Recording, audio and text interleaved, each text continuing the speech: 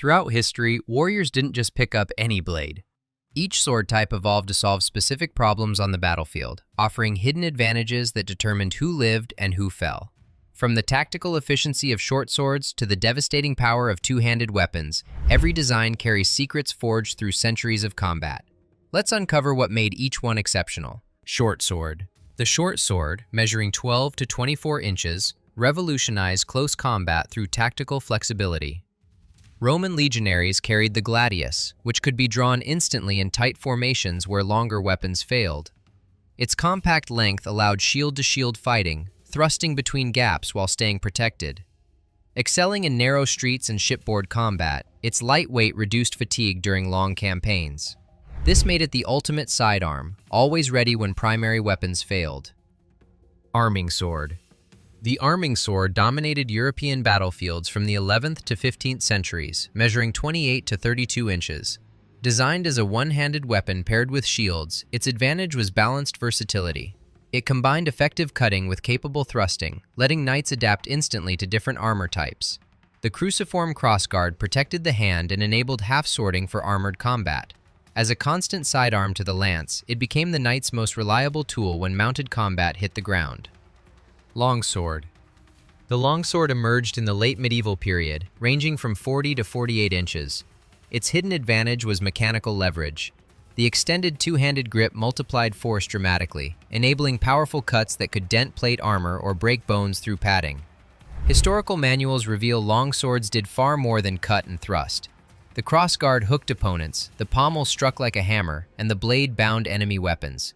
Its flexibility allowed techniques where swordsmen caught and redirected strikes, turning combat into chess with leverage and timing. Gripping halfway up the blade transformed it into a short spear for precise thrusts into armor gaps. Greatsword. Greatswords, measuring 50 to 72 inches, were Renaissance battlefield specialists. Their advantage was spatial control and formation breaking. Skilled wielders dominated space, keeping multiple opponents at bay while delivering cuts that sheared through pike shafts. German Zweihänder greatswords were used by Doppelsoldner mercenaries paid double for breaking pike formations. The extended ricasso below the crossguard allowed half-swording for close combat control. Despite their size, careful weight distribution made them surprisingly maneuverable in trained hands. Broadsword. The broadsword's wide double-edged blade, measuring 30 to 36 inches, delivered devastating cutting power against unarmored opponents. Scottish basket-hilted broadswords became legendary in the 17th and 18th centuries with Highland warriors. The basket hilt provided exceptional hand protection for aggressive fighting styles. Weight distribution favored powerful downward cuts and devastating blows from horseback. Backsword. The backsword features a single-edged blade with thick, reinforced spine, measuring 30 to 36 inches. This design created lighter weight with superior structural strength versus double-edged swords. The thick spine prevented bending during cuts, channeling all energy into the edge. Backswords became standard European military issue from the 17th century onward, economical yet highly effective. The reinforced spine let wielders place their offhand on the blade for thrust control or reinforced parries. If you're discovering advantages you never knew existed, subscribe now so you don't miss what's coming next. Cutlass. The cutlass, with its short curved blade of 24 to 30 inches, defined naval warfare from the 17th to 19th centuries. Its short length prevented catching on rigging, while the curve enhanced cutting through draw motion. The wide blade hacked through rope and wood for boarding actions. Simple construction withstood corrosive salt and allowed shipboard repairs. Requiring minimal training, it was ideal for merchant sailors pressed into combat. Guards featured knuckle protection essential for close quarters fighting. Scimitar. Scimitar describes various curved swords from the Middle East, Central Asia, and North Africa, measuring 30 to 36 inches. Their dramatic curve created devastating slicing cuts through natural draw motion. This let mounted warriors deliver powerful strikes while riding past opponents, the curve pulling the blade through targets. This made scimitars dominant cavalry weapons across Islamic empires. Regional variations like the Persian shamshir, Turkish khalij, and Indian talwar adapted the curve to local styles, all maximizing cutting efficiency through geometry. Katana. The katana, Japan's iconic curved sword measuring 24 to 30 inches, represented centuries of refined metallurgy. Its hidden advantage lay in sophisticated construction. Japanese swordsmiths developed differential hardening, creating an extremely hard cutting edge with a flexible spine. This allowed razor-sharp edges without brittleness. The curvature enabled powerful draw cuts, while two-handed grip provided excellent control despite light weight. Designed for unarmored combat where speed and precision determined survival, it proved devastatingly effective in samurai duels and close-quarters fighting. Saber. The saber's curved single-edged blade, measuring 32 to 40 inches, became the dominant cavalry weapon from the 17th century forward. Its curve created natural slicing motion from horseback, where rider momentum combined with blade geometry for devastating cuts without perfect edge alignment. The balance point sat forward of the hilt, concentrating force at impact. This made it exceptionally effective for sweeping cavalry cuts against infantry. On foot, the curve allowed deep draw cuts with less force than straight blades required. Falchion. The falchion's heavy, cleaver-like blade, measuring 24 to 36 inches, concentrated impact force. The blade widened toward the tip, placing maximum weight at impact point. This forward weight let even minimally trained users deliver bone-breaking cuts. This made falchions extremely popular among common soldiers lacking extensive training. The thick spine rarely broke in combat, and simple design meant cheap production.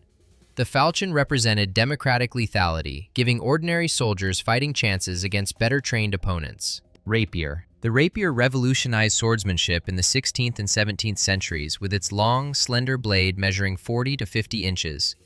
Its advantage was reach and precision. Designed almost exclusively for thrusting, its narrow profile slipped between ribs or found armor gaps with surgical precision. Extended length let skilled fencers strike opponents before they closed distance, controlling space through threat alone.